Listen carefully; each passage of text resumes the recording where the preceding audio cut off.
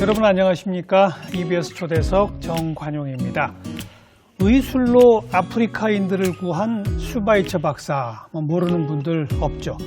그런데요, 이 신품종 개발을 통해서 아프리카 사람들을 굶주림으로부터 해방시킨, 그래서 농학계의 슈바이처 이렇게 불려지는 분이 있다는 사실, 또 그런 분이 바로 우리 한국 분이라는 사실 아마 모르는 분들이 더 많을 겁니다. 그 공로로 아프리카의 정식 추장으로 추대까지 되셨다고 하는 육종학계의 한상기 박사님을 오늘 초대했습니다. 박사님, 어서 오십시오. 네, 감사합니다. 네.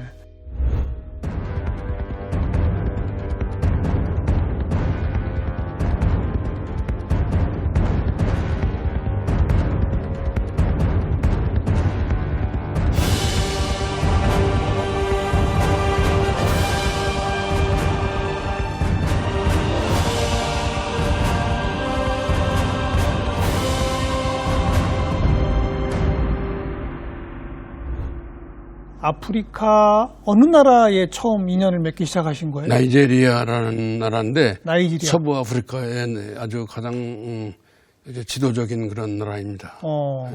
언제부터 인연이 시작된 겁니까? 1970년 인터뷰하러 가서 1994년 가장 거기 있었으니까요.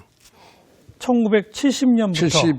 제가 거기 직장을 잡은 것은 1971년이고 71년서부터 94년 가장 24년을 계셨군요. 23년간. 네. 그 가시기 전에 제가 알기로는 서울대학교 농과대학 교수님으로 계셨었는데. 네, 그렇습니다. 그죠? 네. 아니, 남들 다 부러워하는 서울대학교 농과대학 교수직을 마다하고 그때 우리 나이지리아랑 우리나라는 국교도 없지 않았었어요? 그렇습니다. 그때 당시는 나이지리아하고 한국하고는 국교가 없어가지고. 그죠? 네. 근데 거기 입국하는데 비자를 만났는데도 문제가 있었습니다. 예. 아니, 그런 남들 다 부러워하는 서울 농대 교수 자리를 마다하고 나이지리아를 가신 이유가 뭡니까? 어떻게 인생 시작된 인연이에요? 1970년대에는 세계가 식량난이 극심했을 때입니다. 예. 인구는 갑자기 증가하고 식량 증산은 따르지 않았기 때문에 식량 문제가 제일 컸던 시기가 1970년대입니다. 네. 그런데 이제 그때 제가 일했던 연구소의 자매연구소인 멕시코의 시밋이라는 연구소에서 멕시코의 시밋이라고 하는 이런 연구소에서 밀하고 옥수수 연구하는 연구소입니다. 그런데 밀 연구한 사람이 내병 다수성 밀 품종을 만들어서 인도와 파키스탄에 대대적으로 보급해가지고. 내병이라면? 그 병에 강한 밀 그런 품종. 밀 품종을 만들어 수량도 많고 한 품종을 만들어서 인도하고 파키스탄에 대대적으로 보급해서 식량 문제를 해결했다고 해가지고는 1970년에 노벨 평화상을 탔습니다. 노만 볼록이라고 하는 멕시코 연구팀에서 노만 볼록이라는 사람. 그래서 저는 1971년에 아프리카 갔거든요. 그때만 해도 이제 아프리카는 더 식량난이 더 심했다는 때 아닙니까? 그렇죠. 그래서 이제 그 식량 그 가난한 나라들의 식량 문제를 해결한다고는 그런 좋은 그런 기회가 저한테 주어져서 이제 거기로 가게 된 겁니다. 그럼 나이지리아 쪽에서 특별히 서울농대 한상기 교수를 미리 알고 초청을 한 거예요? 나이지리아에 있는 연구소는 나이지리아가 건립한 게 아니라 미국의 포드 재단하고 락펠러 재단이 돈을 내서 설립한 국제적인 기관입니다. 그 나이지리아에 설립된 연구소에서 서울농대 한상기 교수를 미리 알고 초청을 그게 아니라 이제 새로 이제 그 연구소를 설립 당시에 이제 연구원들을 모집했습니다. 이제 거긴 제가 이제 지명해서 어플라이를 하신 거예요? 네, 어플라이 해가지고 오라 해가지고서 간 거지. 꼭 거기 그 낯선 땅에 내가 한번 가봐야 되겠다라는 생각하신 거는 식량난에서 우리 나이지리아 사람들 구해야 되겠다 이거였어요? 그것이 이제 왜냐면 아프리카 사람들이 식량 문제가 농업이기 때문에 가난한 사람들의 식량을 해결할 수 있는 그런 좋은 기회라 생각하고서 간 거죠. 그런데 그때 이제 저한테는 또 다른 기회가 왔습니다. 어떤 기회요? 그 이전에 이제 제가 영국에 유명한 유전 잡지가 있는데 헤레디티라는 유명한 잡지입니다. 예. 거기에 제가 논문을 3편을 발표를 했습니다. 예. 그것을 보고 이제 제가 이제 그걸 가지고 캠브리지에다가 요청을 해서 거기 한번 가고 싶다 했더니 오라. 캠브리지 대학. 그래서 이제 거기로 가는 수석을 밟고 있었던 차지요. 근데 이제 나이지리아에서도 인터뷰하러 오라고 그래서 제가 이제 가만히 생각이 안 되게, 제가 어떤 전략을 썼냐면 우선 나이지리아 먼저 가보고 그러고 나서 이제 나이지리아가 시원찮을 거 하면 국제연결대 연구소라는 게 저한테 하면은 바로 영국에 갈 그런 계획을 가지고 비행기 표를 나이지리아 경유 런던 가는 비행기 표를 사서 갔습니다. 나이지리아 거쳐서 영국으로 가는. 네. 그런데요. 그래서 이제 나이지리아 가서 제가 인터뷰로 갔는데 그때 갈 때 당시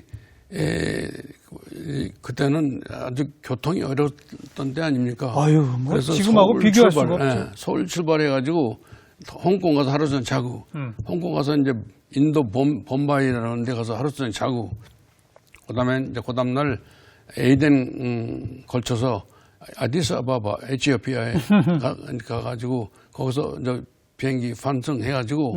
나이로비, 케냐 나이로비 가서 하루 종일 잤습니다. 이제 그러고서 이제 그 다음날 이제 우간다의 엔테베라는 나라를 걸쳐서 레고스, 나이지리아 레고스 공항에 도착했습니다. 그럼 며칠 걸린 거예요, 도대체? 그러고서도 거기서 이제 하루 종일 또 자고, 그 다음에 이제 그 안에서 거기서 레고스에서 제가 목적지인 이바단 가장 가는 것은 또 100km 더 가야 됩니다. 내륙으로 이제 더 가서 그러니까 도착했는데 꼭 5일 걸려서 거기 목적지 도착했습니다. 그러니까 비행기로 나이지리아 가는 데까지만 4일 걸렸고. 그렇습니다. 그다음 연구소까지 가는데 또 하루 걸리고.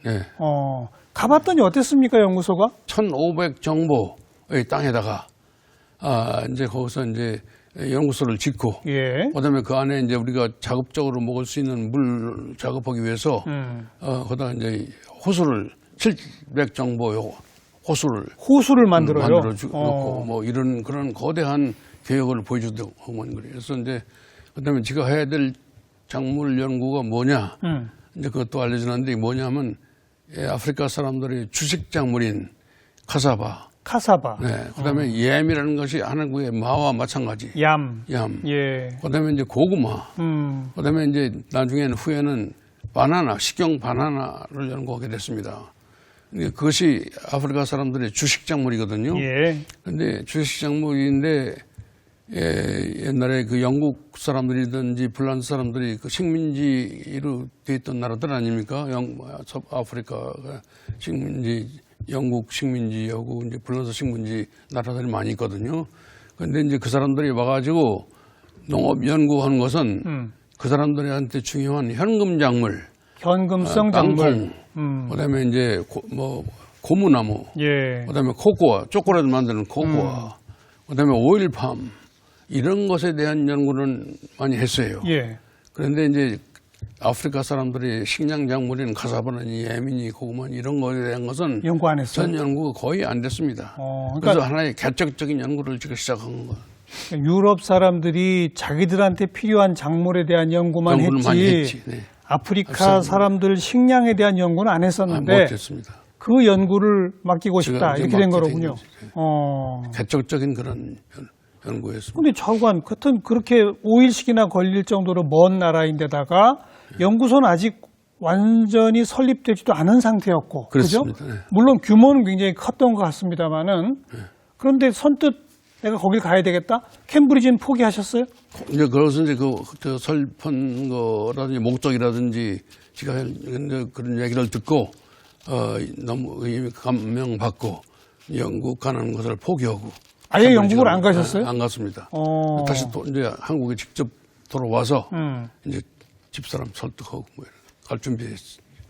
부인 설득하시고. 이제 그 후에 이제 가게 됐죠.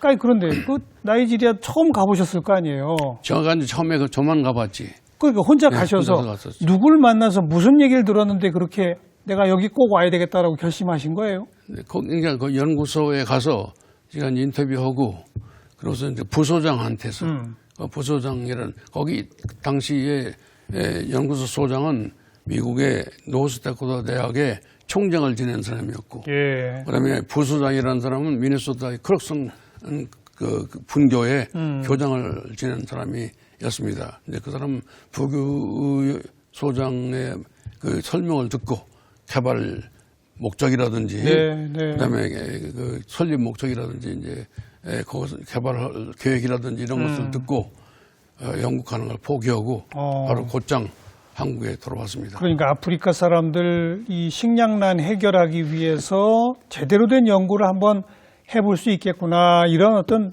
확신 같은 걸 가지셨군요. 가시자마자. 네. 네. 그래 그 부인께서는 나이지리아 가자니까 선뜻 동의하시던가요? 상당히 어려운 없죠. 왜냐하면 그랬겠죠. 저는 모르는 대륙이고 또 이제 아이들을 데리고 와야 되는 문제가 있고 그러니까 처음에는 어려웠었습니다. 그때 자제분이 몇 명이었습니까? 가족이 이제 네 아이들이었는데 큰 아이는 못 데려가고. 왜요? 왜냐면 이제 학교 그때 입학했기 때문에. 그다음에 이제 세 아이들만 데리고 왔었죠. 밑에 셋만. 네. 그럼 큰 아이는 그냥 한국에 또 이제 놓고 왔는데. 혼자 놔뒀어요? 네, 저희 그 대학의 제자들한테 맡기고 갔죠. 그때 중학생, 고등학생? 네, 중학교 들어갔었어요. 중학교 들어간 네, 큰 아이는. 네. 그리고 나머지 밑에 세 아이는 데리고 가시고. 데리고 갔습니다. 네. 그럼 그 아이들은 초등학생들이었을 거 아니에요? 네, 그렇습니다. 네. 나이지리아 가서 어떻게 적응이 잘 됐습니까? 그런데 나이지리아 이제 데리고 가서 나이지리아 제가 이제 연구소에 사택이 되어 있지 않아서 이바단 대학의 대학의 부원에 있는 대학 사택에 들어가 있었습니다. 그래서 대학에 들어가가지고 대학 전문 사택에 가가지고 1년 반을 거기서 지냈죠. 예. 근데 거기다 지내다 보니까는 무슨 문제가 있냐면 말라리아가 이제 아이들이 걸리고. 그렇죠. 네, 말라리아. 아프리카는 말라리아가 상당히 심하고. 예. 어려운 경우는 24시간 안에 죽을 수도 있고 그런 거거든요. 그래서 이제, 그 아이들이 말라리아 걸리고. 그 다음에 이제 거기에 이제 샌드플라이라는 게 아이들이 놀다 보니까 땅에 이제 이제 조그마한 버러지가 있어. 그놈들이 물어가지고 발이 그냥 종기가 생기고. 뭐 저런. 그래서 이제 아프리카의 말라리아는 상당히 위험하지만 또 고열이입니다. 상당히. 그래서 이제 그것을 방지하기 위해서 예방하기 위해서 말라리아 예방약을 먹었죠. 매일 먹었습니다. 예. 치료약을 먹는 걸로. 네. 예. 참 고생 많이 하셨네요. 사모님하고 아이들까지. 네, 아이들도 이제 저보다도 아이들이 이제 신음하고. 그나저나 딱 도착해 보니까 나이지리아 그 당시에 식량난이 대단했습니까? 나이지리아에 이제 어떤 문제가 그때 당시에 있었냐면 나이지리아에 비아프라 전쟁이라는 게 있었습니다.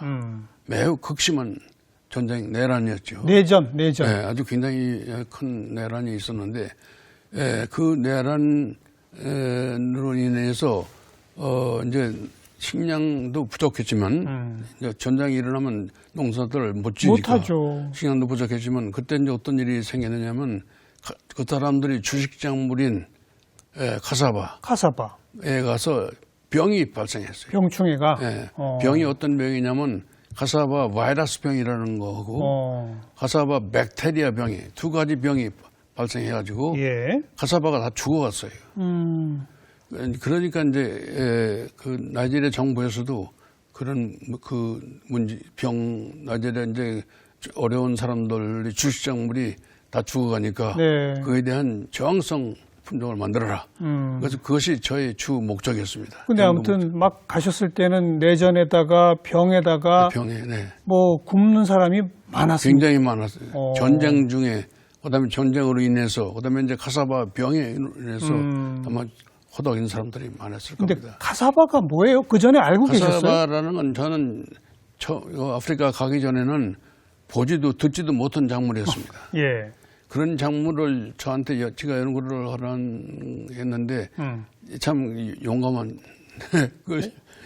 연구하겠다고. 어떻게 생겼어요, 카사바가? 네? 어떻게 생겼어요? 카사바라는 것은 뿌리 작물입니다. 고구마 뭐 비슷한 뿌리 작물인데, 그런데 카사바는 이 대궁이 이렇게 직립성입니다. 이게 포복성이 이런 게 옆으로 아니고, 퍼지는 게 아니고, 그런 게 아니고 위로 쭉 줄기가 올라가는군요. 그런 한 1m, 한 1m 50 이렇게 자라는 그런 식물입니다. 그래서 이제 그 병에 대한 저항성 품종을 만들어라 하는 것이 이것이 저희 그 연구 과제였거든요. 그러고서 보니까 그걸 어떻게 하느냐. 왜냐하면 카사바 보지도 못한 사람이 그에 대한 연구한 그런 기록도 그렇게 많지 않았습니다. 당시는. 아프리카 안에 다 뭐 그런 미리 연구된 것도 없고. 그래서 이제 제가 처음으로 착수한 것은 문헌을 우선 조사했죠. 카사바의 에 대한 문헌. 그랬겠죠. 그 문헌이 많지 않았기 때문에 이제 조사해 보니까 카사바가 원산지가 브라질이에요. 브라질이에요? 네, 브라질. 근데 브라질인 카사바의 브라질의 캠피나스라는데 농업 연구소가 있는데 거기서 카사바를 연구한 사람이 하나 있어. 근데 그것을 그 사람한테 연락을 했죠. 내가 찾아가겠다. 근데 오라고 그래서 갔어요. 가가지고 1972년에 거기로 브라질 캠피나스라는 데를 갔으니까요. 거기 가서 이제 그 로마니아라는 카사바 연구원 그 박사를 만나가지고 그분한테서 카사바에 대한 많은 정보를 받았습니다.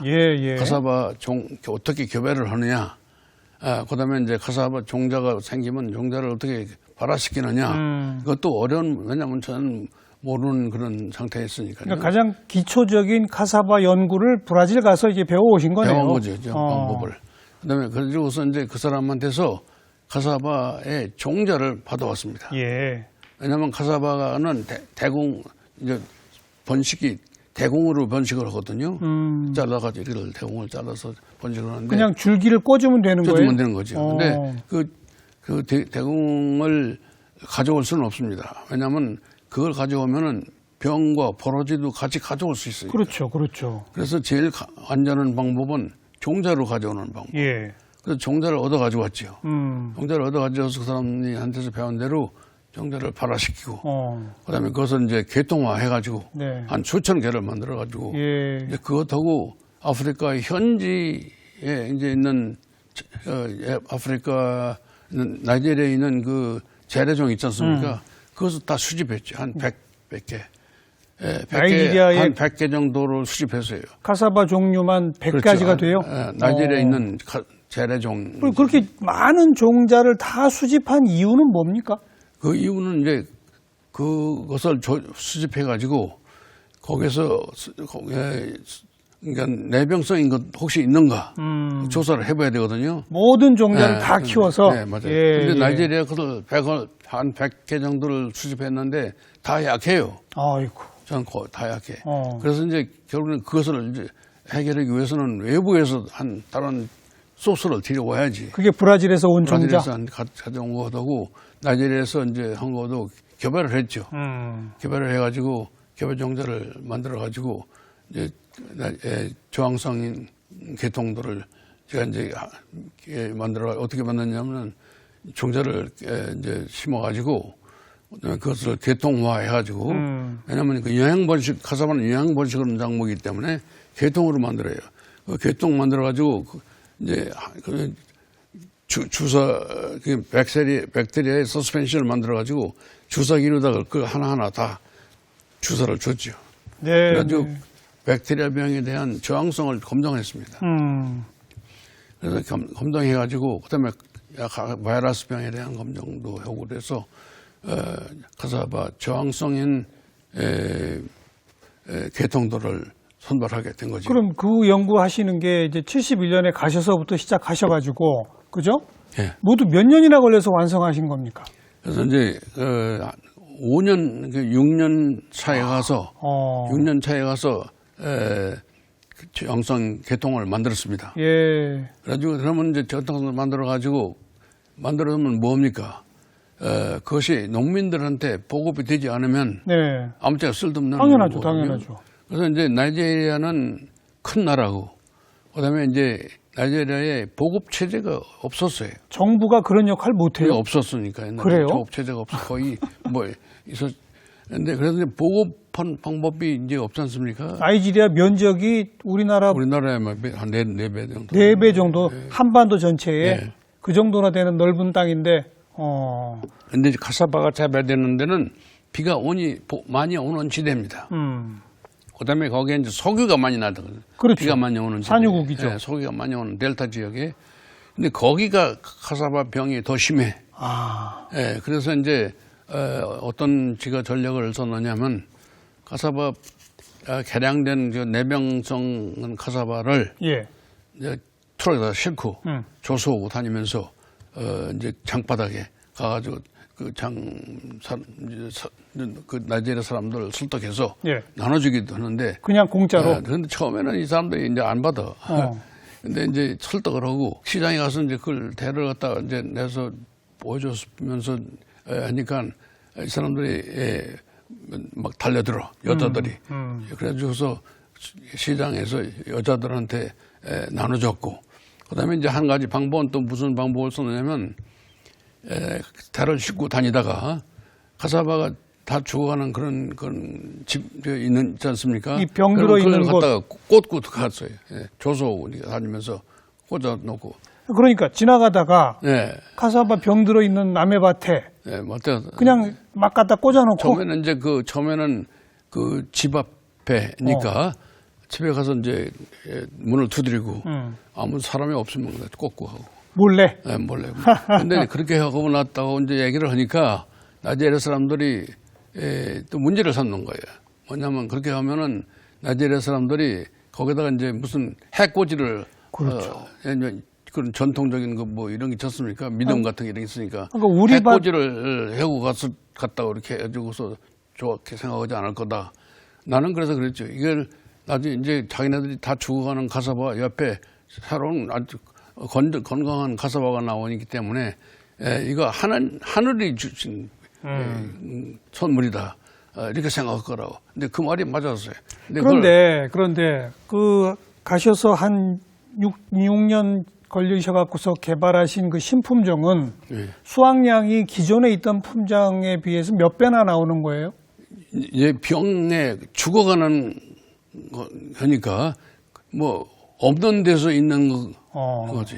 그다음에 한 3, 4배 뭐 이렇게 나왔죠. 그러니까 기존 재래종보다 서너 배가 수확이 나온다. 네. 근데 그렇게 어마어마한 수확량을 가져올 수 있는 신품종 개발을 6년씩 걸려서 어렵게 성공했는데, 아니 정작 박사님이 트럭 타고 다니면서 꽂지 않으면은 정부가 아무 일도 안 해요? 뭐 방법이 없었죠. 정부가 아무것도 안 해요? 뭐 그런 거 할 수 없었으니까. 그래요? 네. 관심도 없어요? 그 다음에 이제 문제가 또 참 좋은 방법이 왔어요. 왜냐면 카사바가 많이 재배되는 지역이 기름이 많이 나는 지역이야. 예. 거기에 쉘하고 BP 그 기름 회사가 있지 않습니까? 미국의 정유회사들. 네. 그 회사들이 안 하는 이제 그 회사들이 자기 그 기름이 나는 지역에 카사바 죽어가니까 이제 주민들이 식량 문제가 오지 않습니까? 그렇죠. 그러니까 그 사람들이 만약에 주민들이 식량난이 있어,